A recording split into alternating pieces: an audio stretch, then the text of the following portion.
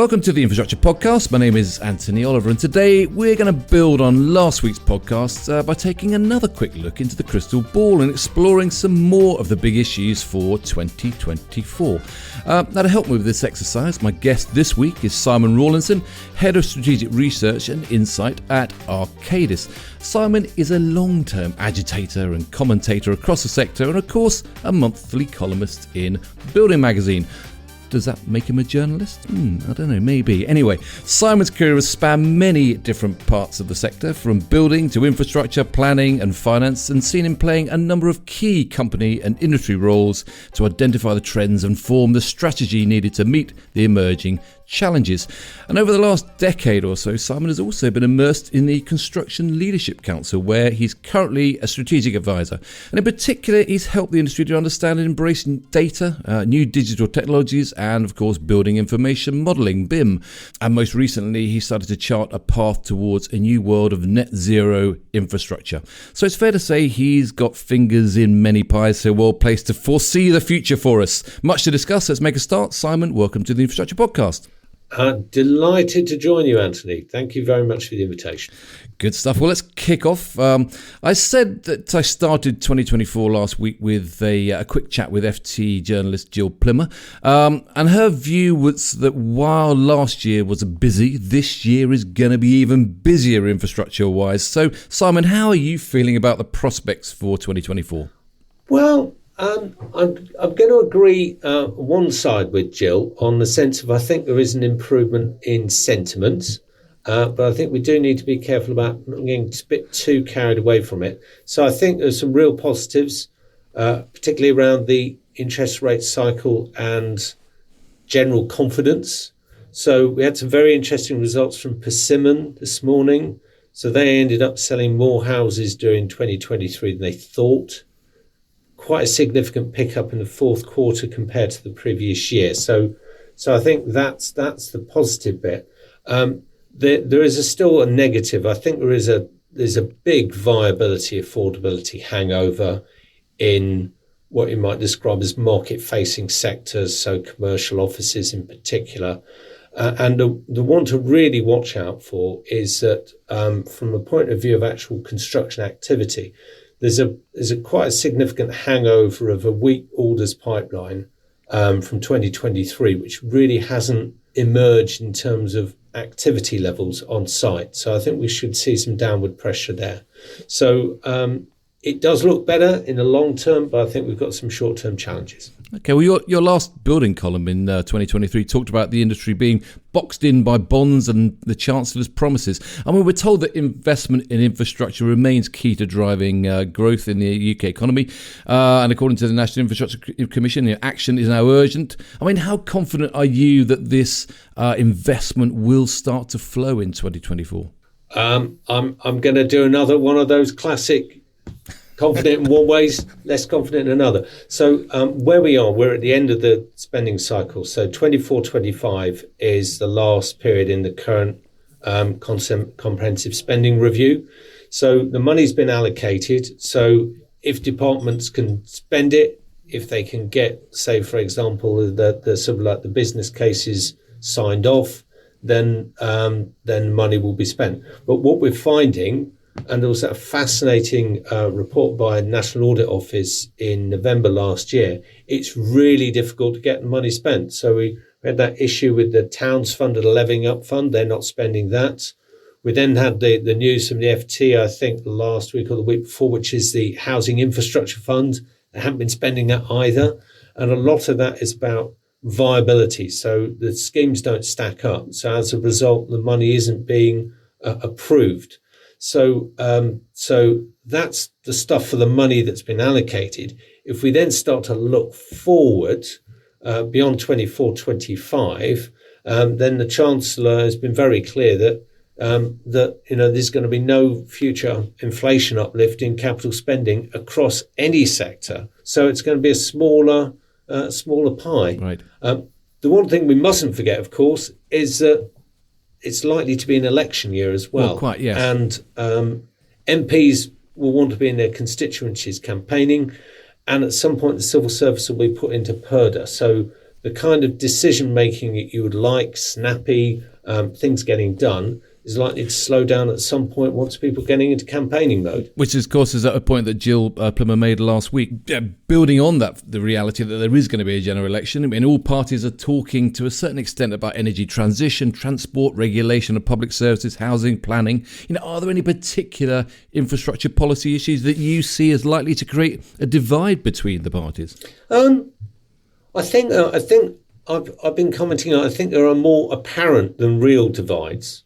And I think Labour would really like to create a sense of difference around planning. So they're talking a pretty punchy game about their ability to review national planning statements over a very short period of time. And experience over the last 3 years will tell you, don't hold your hand out there. They're very complicated, difficult things. There's a big consultation is needed in connection. So I think there's elements there. Again, Labour Party likes to play a big game about we're going to allow building in the green belt on brownfield sites. We want to sort of deal with sort of taking away hope value in compulsory land purchase. And both those things can be done at the moment. So the fact that the provisions exist, whether they're used or not, is another matter. So in that sense, there's not a great difference. And the other area where I'd draw a parallel is around when we think about energy transition in particular. Both sides are entirely reliant on the private sector, and they're very clear about that. Yeah. We're using public money where appropriate to leverage investment in, but ultimately it's going to be the major players around, sort of like the likes of Vattenfall, going to be making those investments. One big difference, of course, is Great British Energy, and the question there is, well, do you really want to have a state competitor against, when you've got these global players out there who are very good at their job, and that sense of whether that makes the UK more or less competitive, I don't know. But that is probably one point where they could have a bit of a discussion about. But I'm not so sure about that. From the point of view of actual dividing lines, I think that the new towns issue could be quite an interesting one, because that could get politically quite hot around places where people start to think that a new town might be built around those. Right. Water's very emotive. And of course, we won't have the business plans in place. So you can create a whole lot of heat around that without necessarily having a lot of light. And then the final one, I think, is around Northern Powerhouse Rail. And we've got a lot of quite ambitious pledges that have been made in connection with that. The idea that Northern Powerhouse Rail will be built in full, which has some very big bills attached to it in connection with, say, for example, the undergrounding, the stations under Manchester. Are people actually going to maintain those pledges? How are they going to fit within wider sort of spending areas? So there's a lot of interesting stuff there. It sounds like quite a few dividing lines there, to be quite honest, Simon. Yeah, well, I think the reason I make the distinction is I think the big ones around planning, I think they are actually quite close. Yeah. And so you have to get down to the sort of like the second sort of like almost like project specific levels before going into that. Well, let's talk a bit about planning. I mean, you wrote a review of the current challenges facing the performance of the centralised national significant planning process in England and Wales. Yeah. It's been something of a quagmire since 2015. Delays are up to over 4 years, and the number of judicial reviews has increased by 60% or so. I mean, this is a big problem, presumably. This is a problem, notwithstanding, getting clear strategic direction. If you haven't got the planning decisions, you're going to have a problem getting projects going. Yes, exactly. And I believe that the Cornwall Consulting, who are the energy consultants, they published an update today or this week where their view is that we're not going to hit the 50 gigawatt target by 2030. And a lot of that is down to planning. And again, I think on the radio this morning, it had it was Farming Today this morning. It had this fascinating piece about a farmer somewhere in Essex who was objecting even to to transmission lines being undergrounded. It was saying, no, it's got to go round the coast to do this. Yeah. Well, so how have we got into this mess? I mean, wasn't the NSIP, the DCO system designed to take a national rather than a local view? Wasn't Project Speed designed to accelerate the decision-making progress? What's gone wrong then? Well, I think that example of that farmer facing this issue, I think that basically you've got an individual who faces huge personal impacts for which they weren't going to get compensated for, versus something which is utterly national, and I think that's and so it's always going to be difficult to reconcile. And if I was going to just say things, the projects themselves are much larger and potentially more controversial. The planning context has got more complex. I think particularly around net zero. So a lot of the old policy didn't refer to net zero, so you could always find a loophole around that. Which is where this talk about updating national policy statements comes in. That's really important. And then the other thing is we've got these building blocks that are still being developed. The replacement of the environmental impact assessment, and we know that those EIAs are incredibly complicated and sort of quite a controversial piece of work. And so, we're in the middle of a process of simplification. And the question is whether that's actually going to be implemented before we get to an election where we might well have a big sort of, again, more apparent than real debate about simplification of planning. We'll simplify it for me then. I mean, what has to happen? I mean, you talk about simplifying the process. Is there a kind of a 5-step Rawlinson plan to simplification? Well, I mean, the government put out its 5-step plan last year, and I'm not going to repeat that. But I think the first bit is an awful lot is going on, and I'm not going to applaud it because it's taken so long. But we do now have a lot of the MPS in place or shortly to be designated. So I think we got the water one last autumn. Energy will be designated in, I think, March or April this year. But it's fair to say that they did have their action plan and they've missed most of the timescales, even though the action plan was only published in the summer. So it shows how hard it is. I think there's another positive now, which we have this critical national infrastructure criterion, which basically I think it weights the assessment and the inspection much more in favour of actually getting things done, but you still have to deal with that inspection process. And from a point of view of some of the other elements, this aspect of simplifying the environmental elements, we now do have the enabling legislation in place for this thing called the Environmental Outcomes Report. But actually then getting those actually implemented, working out what the outcomes are and how we're going to make it happen, we're going to see a second phase of consultation. So we are still somewhere away from these things happen. Yeah, because we have had the governments get Great Britain building again reforms, but the reality is, you spoke about the farmer Joe who's, he's at the sharp end of it. I suppose the challenge is balancing that local need with the national need.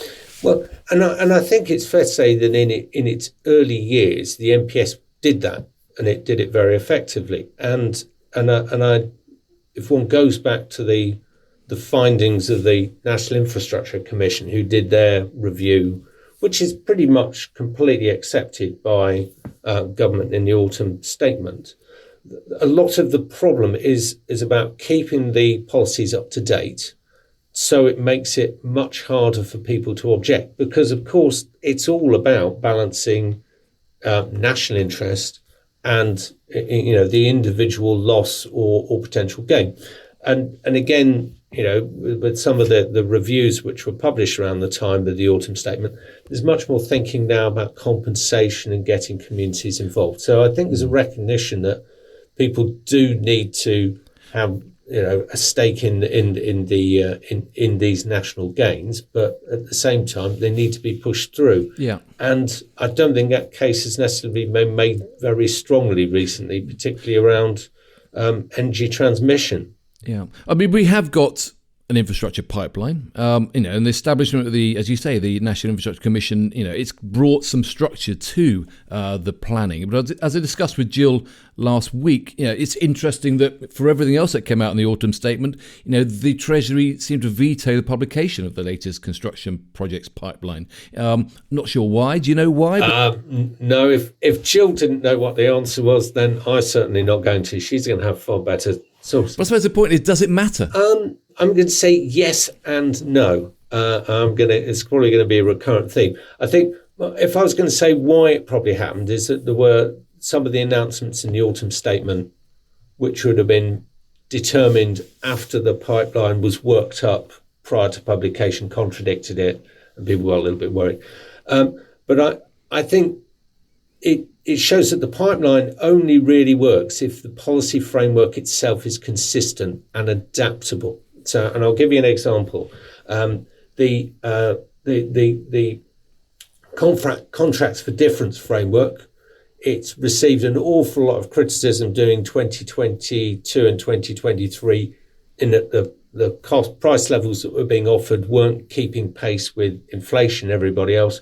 So everybody was telling government that these projects aren't going to be able to go ahead unless you do something about the contract for difference framework. Quite a lot of projects, some of which would have been in the earlier pipeline, have been cancelled or they haven't gone ahead. And now we've got a new policy framework, an updated contract for difference, and projects will come forward. So I think that sense of having a consistent framework that doesn't keep chopping and changing then makes the pipeline worthwhile. But to be fair to government, the kind of things that have got in the way of a consistent infrastructure planning environment, COVID, inflation, all the planning stuff, it's been an impossible environment for government as well. So I think we need to sort of take some account of that, but ultimately industry does need certainty. So I suspect that there's more of an issue actually in the business case process, partly around viability, because of course a lot of these projects rely on public-private partnership, but making things affordable, adjusting things to just keep investment flowing. And I think that's probably where we're going to find that things have been lacking. Well, let's talk a bit about you, Simon. You started your career as a QS with BDP before moving to Davies Langdon, then to EC Harris before it was acquired by Arcadis. I mean, you started very much with a building focus, but your role now is thoroughly based around infrastructure, I suppose, in the widest sense. I mean, what excites you about this infrastructure sector? What I really liked about coming over to EC Harris Arcadis and suddenly finding myself where you needed to deal with the water industry one week, and then you might be dealing with some sort of element of energy generation. I think it's the greater levels of complexity and the range of challenges and problems that you need to deal with, and they're often much more acute. So I'll give you an example. I did some work for a national contractor about a year ago, and we were looking at the challenges around energy transmission and distribution, and particular labour resources, and getting down to the individual categories of trades that were going to create a problem. And you find that it's this small global group of cable riggers who are probably the UK's greatest challenge in terms of dealing with our electrical power transmission network. And it's dealing with things at that scale I really like to do. And of course, it's new and different. Yeah. Every day is a school day. So no, it's a great opportunity to do this. Certainly, it's a system, and the infrastructure is very much a system. It has to, everything interrelates, etc. You left Davis Langdon, just as the business was being acquired by AECOM, and E.C. Harris, of course, was then acquired by Arcadis. And would you say that consolidation is good for the industry? I'm going to say that yes, it is, and it's not a one-way street. I mean, you mentioned Davis Langdon. Yeah, so a brand that's now probably long forgotten. But of course, that acquisition triggered the creation of a whole lot of very, very successful SMEs. So as well as you getting the sort of consolidation of sort of like, into the very large firms like AECOM, you get a lot of little ones as well. But I think if one reflects on how the industry's evolved over the last 10 years, well, it's now 14 years I've been with Arcadis, you do need scale for some of these very large engineering schemes. And, so we're joint venturing as an engineering consulting business with other engineering consultants to be able to deliver some of the schemes in place. So I think in that sense, you do need, in certain areas, consolidation. Yeah. Actually enables firms to start to bring expertise together in new and innovative ways. So Arcadis, over the sort of like the past 10 years in particular, it's organized itself globally. It used to be a host of a universe of little national firms. We've organized ourselves now by a series of what you might describe as sector specific areas. We call them global business areas. Yeah. So we bring all of our experts around mobility, or all our experts around resilience, which includes energy, together, and they can bring all that skill together for a particular client, be they in Sydney, London, Rotterdam or something. So I think that's become a really positive benefit to particularly infrastructure clients from consolidation. But you ultimately need the right size firm for your project. Yeah. And ultimately, most construction projects are quite small. So I think there's a role there for smaller firms. I don't think being squeezed out, but they do get very, very excised, particularly around public procurement. I mean, this is always the complaint, isn't it? That you do the pre-qualification, and it's always the big firms that get through to the next phase. And I think there's a real opportunity with the new Procurement Act, which I think is being implemented from October, for clients to be a little bit more imaginative about how they go about selecting the right projects for the right teams for the right projects. I think that I'll give that a yes, and you think it's a yes, it's good. yeah, okay. You're also a passionate cyclist. Infrastructure aside, a brief look at your Strava log, it shows that you spend quite a lot of time on your bike, Simon, and you do some pretty impressive rides. I mean, how long have you been cycling? Well, I've been commuting solidly all the time that I've been in London, which is over 40 years. So that's not bad. Even through COVID, when you were working at home, as I remember, yes, the virtual commute every morning. I did go out every morning, the same cycle, same circuit. But yes, that kept me sane, I'd say. So no, it was a good thing to do. So, but the question is always, how many bikes have you got? And what's your favourite? I've only got two. I can't believe it. Two. They're both steel. They're both custom made for me. And obviously my summer bike is my favourite one. That's currently in the loft. Right. And that is a Rourke from Stoke-on-Trent that has lots of shiny bits. Oh, right. Oh, very good. What's your most memorable bike ride or tour? I've done one 7 times, which is the Maratona of the Dolomites. And it's memorable because of the people I go with, the landscape and the places we stay at. So that's good fun. No, well, I had to ask that because having done my ride across Britain the year before last, that was a 1,000-mile slog across Land's End to John O'Groats, which was, I have mixed feelings as to whether it was a good idea to do or not. That's one to forget, I'd say, rather than one to remember. Well, I don't want to go up many of those Scottish hills anymore. They're a nightmare. What else do you get up to when you're not cycling and working then? Well, obviously, I devote all my time to Arcadis and construction, but when I'm not doing that, like many people in the industry, I like my food and my wine. And I have a sommelier qualification, though I don't have a sommelier job. Right. And presumably, I hope if you've got a sommelier qualification, you must have a cellar to match. Well, I couldn't possibly comment on that one, but there you go. Back to the day job. Let's talk a bit about digital engineering and BIM. I mean, it's one of the key areas of reform, to embrace digital engineering and BIM. You've been a champion from the start when Paul Morrell, the Chief Construction Advisor, persuaded government to mandate BIM. I mean, you recently wrote about the power and potential of AI in the construction sector. And, you said we must be nimble and flexible if we're going to keep up with accelerating AI. I mean, how do you see that challenge?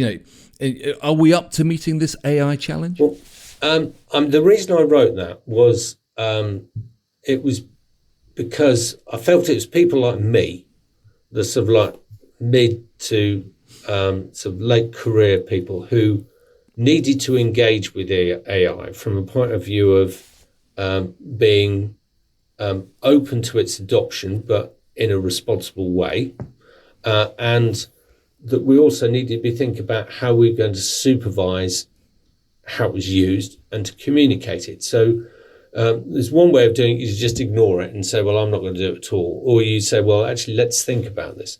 Now, thinking about AI in our industry, I think there's a huge amount that's already built into the tools which we use. And we probably haven't necessarily been sort of celebratory in the industry to the extent to which we use really, really clever automation. And I think this shift with the sort of large language models over the last 12 months, because it literally is only 12 months, we wouldn't have been talking about this time last year, has sort of like shifted the balance of awareness of how AI might operate. Now, one of the other roles which I have, which you didn't mention, is I'm chair of knowledge and practice with the RICS. And the RICS is, as a professional body, under the UK's strategy for AI, to some extent, is going to have to do some kind of soft touch regulation in terms of how, say, for example, valuation is influenced by AI. So I think the industry does need to be a little bit more open about how this is going to help us do our work and do it more effectively.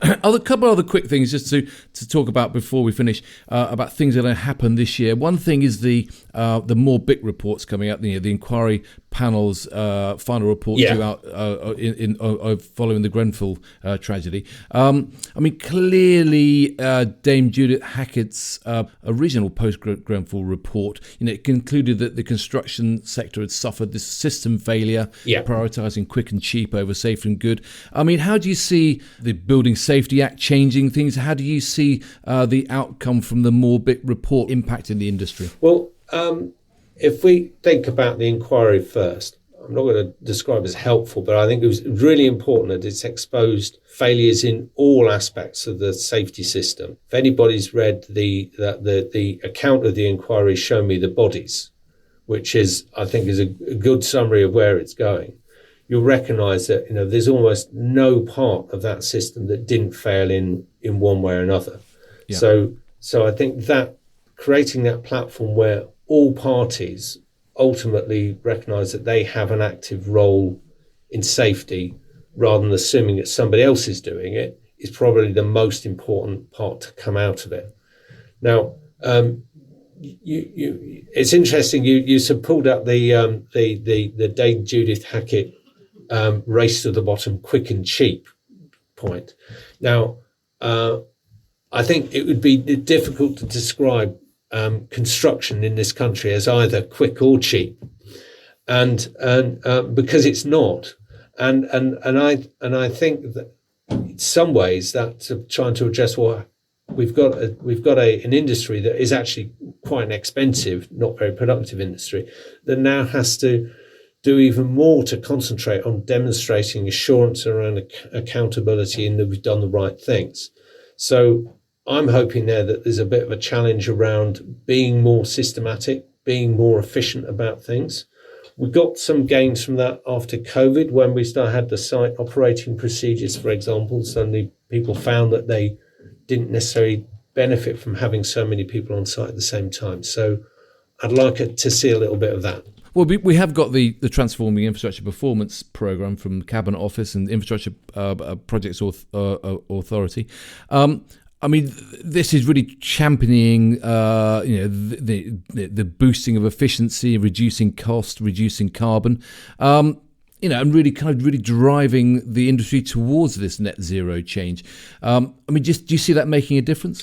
Do you see it making an impact? Well, I think the tip is a great concept, but I see there's much more of a push behind the construction playbook, which is heading towards its third update, than TIP, which I think remains, you describe it as almost like a theoretical construct rather than a sort of a roadmap to get us to a particular point. Right.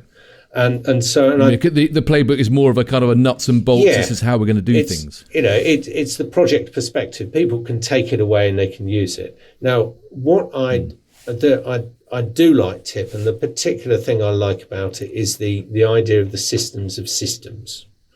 Blending old and new, physical, digital.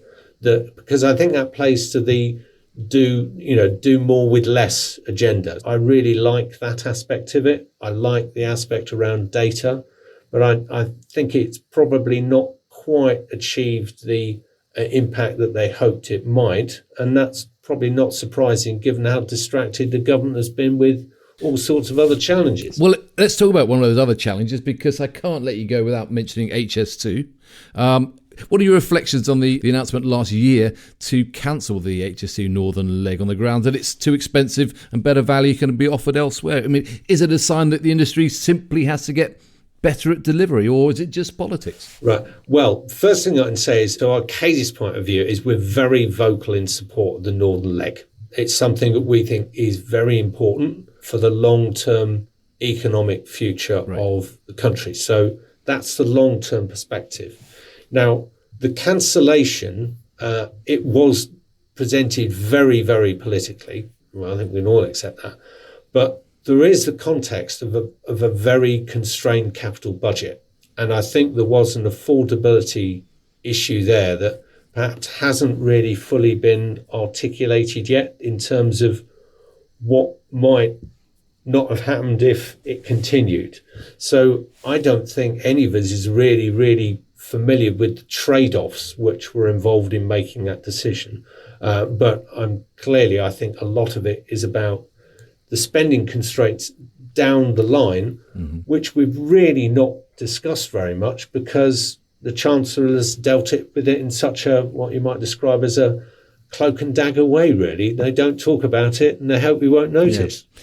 Well, look, it is certainly going to be a fascinating time as we move through 2024. General elections always make it quite a noisy time politically.